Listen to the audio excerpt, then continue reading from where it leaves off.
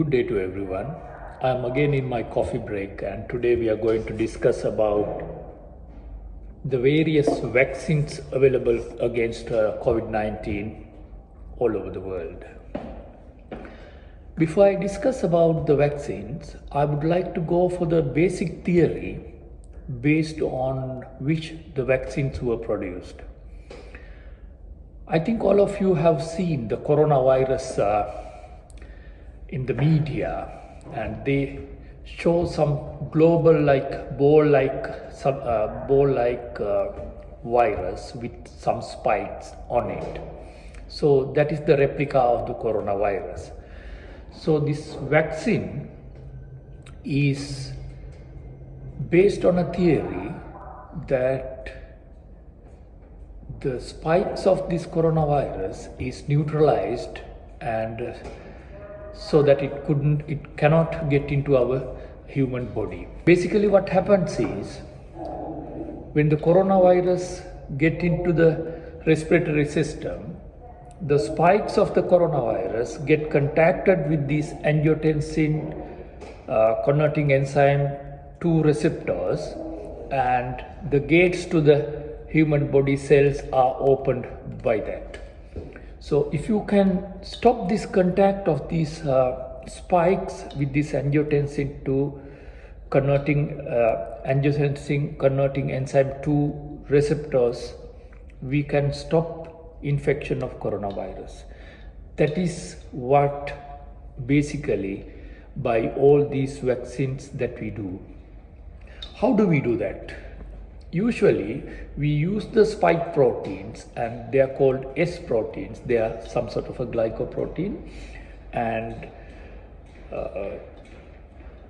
the body needs to prepare some caps or some antibodies against these spike proteins. This mechanism is achieved by various ways in various methods of vaccine production.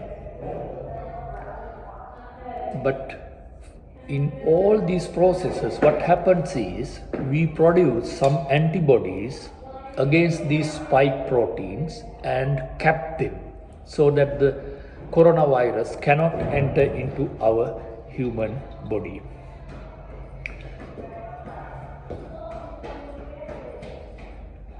Let's talk about various vaccines available all over the world now. The first vaccine which was authorized to use in the United Kingdom is Pfizer-BioNTech vaccine. The Pfizer-BioNTech vaccine is produced by injecting some sort of RNA particles, messenger RNA. You know, the nucleic acid has 2 components, DNA and RNA. So the Pfizer vaccine contains some sort of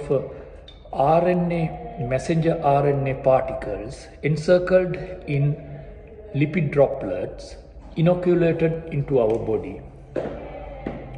What happens next is, when the RNA particles enters into our cells, it goes into the protein producing factories in the cell itself and produce these spike proteins which are similar to the spike proteins around the coronavirus. And then what happens is, these spike proteins come into the cell surface and get contacted with the blood system, the human circulation system. Then we have some defense mechanisms in our body, in the blood, and these defense mechanisms recognize these spike proteins and produce some antibodies or caps against these spikes. These memory cells keep the memory of these spike proteins, and whenever they see the spike proteins again coming into the body, what they do is they give some signals to the B cells to produce some antibodies or the caps against these spike proteins.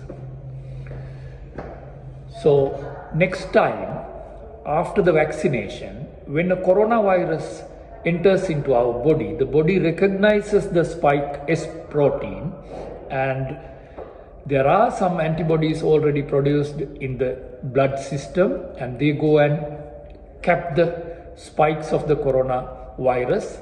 And also the memory cells give messages to the B cells to produce more and more caps or more and more antibodies, so that the body produces a lot of antibodies to cap the spikes of this coronavirus, and the coronavirus cannot enter into the body through the angiotensin converting enzyme 2 receptors.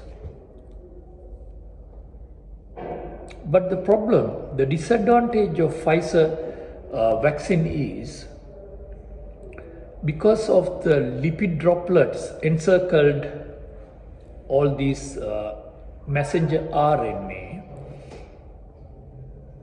it should be stored in a very, very cold temperature. Should be stored in minus 70 degrees of the temperature, and that is a disadvantage, especially when we think of the countries where the temperature is about 25-30 degrees. It's very difficult for them to maintain the cold chain or the temperature of these minus 70 centigrade. But the good part of it is effective against coronavirus infection 95%, and it is the first authorized vaccine in the United Kingdom. There is another vaccine which is developed using the messenger RNA technology, and that is Moderna vaccine. Moderna vaccine is also based on the same principle, and that is also a messenger RNA which is inoculated into our body, and when the messenger RNA enters into the human cells, it doesn't go to the nucleus. Like, both of them act in the same way and start producing the spike proteins in the cytoplasm of the cell, and those spike proteins get exposed to the circulatory system, and by that way the defense mechanism of the body recognize these spike proteins and produce antibodies. When the actual coronavirus comes into the circulation or into the body next time, the spike proteins are encapped or blocked by these antibodies, and COVID-19 infection is prevented. Both Moderna and Pfizer vaccines are produced in the same principle and works in the same way in the human body. The difference is Pfizer vaccine needs minus 70 degrees to store it, and Moderna vaccine needs minus 20. So we can keep Moderna vaccine in a lesser cooler temperature than Pfizer vaccine. There is a difference between these two. One is the temperature of the storage. The other thing is Pfizer vaccine, they say that first dose and second dose should be given after 3 weeks. In Moderna vaccine, they say first dose and the second dose should be given after 4 weeks. But the efficacy wise, both vaccines work 95% against corona infection. So that is the similarity. And price wise, Moderna vaccine is more expensive and Pfizer vaccine is cheaper than Moderna vaccine. Now let's talk about the AstraZeneca vaccine, Oxford vaccine. AstraZeneca vaccine is produced in a different theory. What they did was they selected the chimpanzee adenovirus, which causes common cold to chimpanzee, and they change its nucleic acid genome pattern and entered coronavirus genome, which can produce the spike protein into the adenovirus, and then adenovirus is inoculated to the human body. This goes as a DNA vaccine, and the DNA particles in the adenovirus enters into the human cell nucleus, and from there it is transcripted, splitted into RNA, and these RNA comes as messenger RNA into the cytoplasm and produce protein, the spike proteins of the coronavirus. After that, once the spike protein is produced, rest of the mechanism is quite similar to the other two vaccines, Moderna and Pfizer. Ultimately, produce antibodies against the spike proteins of coronavirus. There are so much of advantages of Oxford AstraZeneca vaccine. It could be stored in a temperature of 2 to 8 degrees of centigrade, so it does not ultra cooling system to keep it stored. It is cheaper. It is cheaper than both Pfizer and Moderna. But the efficacy says that it is about 70% effective against infection of coronavirus after giving 2 doses. First dose followed by 4 to 12 weeks after the first dose, the second dose should be given. Longer this period makes more antigens in the body according to the latest findings. Again, it is 2 doses given into the deltoid muscle as the previous 2 vaccines. And the advantage is, as I said, it can be stored in a refrigerator temperature, and it is cheaper. There is something very interesting in AstraZeneca vaccine. Even though it says that its efficacy is 70% against the infection of COVID-19, it has a 100% efficacy against deadly corona disease. That means nobody who got COVID after being inoculated with AstraZeneca got severe COVID disease. So AstraZeneca is effective 100% against the severe COVID infections, and it prevents death. That is a big advantage of AstraZeneca vaccine. There is another adenovirus vaccine produced in Russia, which is called Sputnik vaccine. That is also the common cold adenovirus, but the difference between the AstraZeneca and the Sputnik method is Russians use 2 adenoviruses, one separate adenovirus for first dose and another adenovirus for the second dose. That means first dose, the same injection cannot be given as the second dose. 1 and 2 should be given apart 3 weeks. But the efficacy is about 92%, and it could be stored in the refrigerator temperature, and also that is also very cheap, cheaper than all other vaccines. So these are the advantage of Sputnik vaccine. That is the only vaccine which uses separate adenoviruses for the first dose and second dose. There is another adenovirus vaccine produced in Johnson & Johnson's company, and that is also a very advantageous one because they say that it is a single dose vaccine. So all the other vaccines that I mentioned above were double dose vaccines. We have to give one dose and then we have to give another dose to get the complete immunity. But this Johnson & Johnson's company vaccine, they say that they are meant to give only one dose. That is also an adenovirus vaccine which can be stored in 2 to 8 degrees of centigrade and single dose inoculation. In America, in the studies it showed 72% efficacy. In Latin America, it showed about 66% efficacy.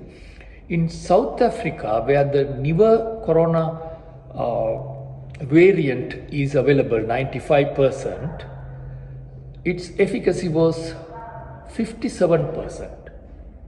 In other words, it is effective against the newer variant of coronavirus in South Africa, 57%. That is Johnson & Johnson single inoculation vaccine.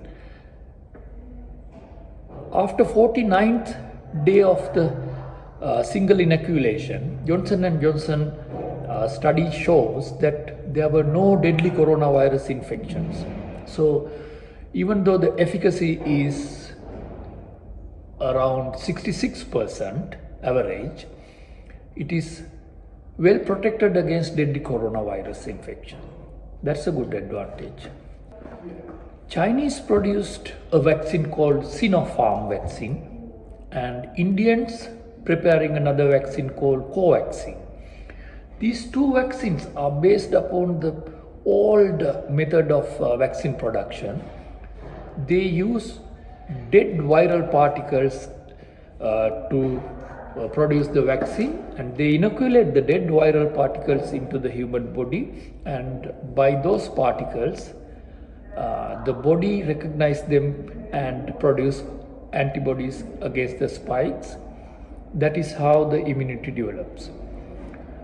But they are not as effective as all the other vaccines that I mentioned above. Their efficacy, I don't know the efficacy of the Covaxin, but the Chinese vaccine, Sinopharm vaccine, is effective only 51% against COVID-19 infection, but it protects from deadly coronavirus infections.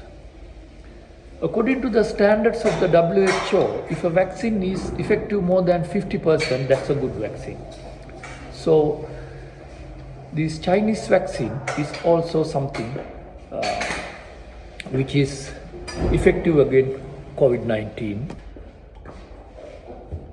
One can ask the question, when do we get the immunity once we are vaccinated? Well,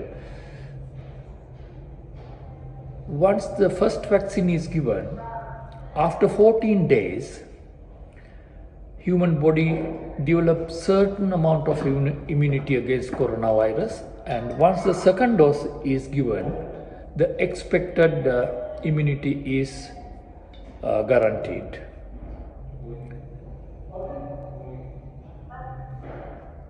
There are things that you have to be careful.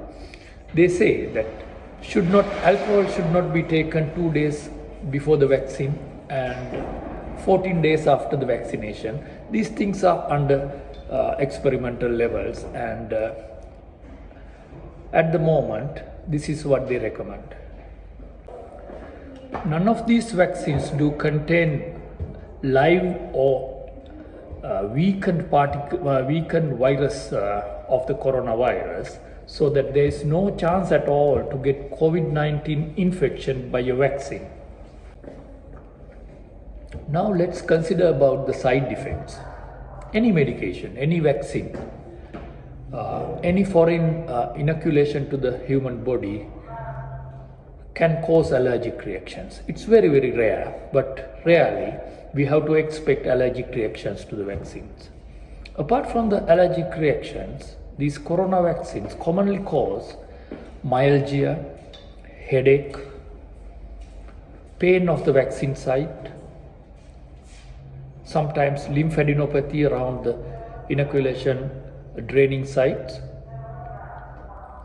flu-like symptoms, chills, abdominal pain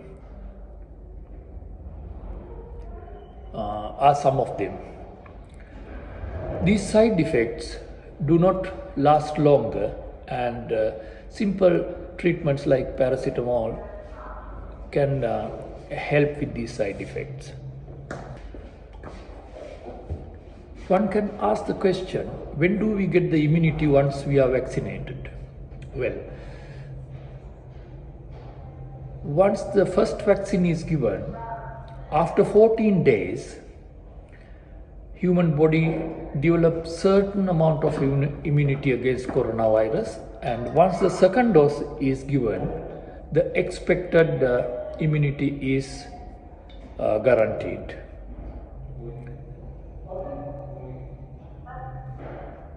There are things that you have to be careful. They say that alcohol should not be taken 2 days before the vaccine and 14 days after the vaccination. These things are under experimental levels, and at the moment this is what they recommend. The last question that one would ask is, which vaccine should I take? And when we think of the COVID-19 infection, my recommendation is, whichever the vaccine is available, accessible, you have to take it, because all the vaccines that I mentioned above do protect you from COVID-19 up to a certain considerable extent, and all of them protect you from severe COVID-19 illness. So if somebody asks me the question, which vaccine should I take against this virus, I would say, whichever the vaccine which is available to you or accessible to you at the first instance, please go for it, and that is the best for you. The other thing is, are we protected lifelong with this vaccine? No. They say that the protection will be somewhere around 4 months to 9 months, but that is also not 100%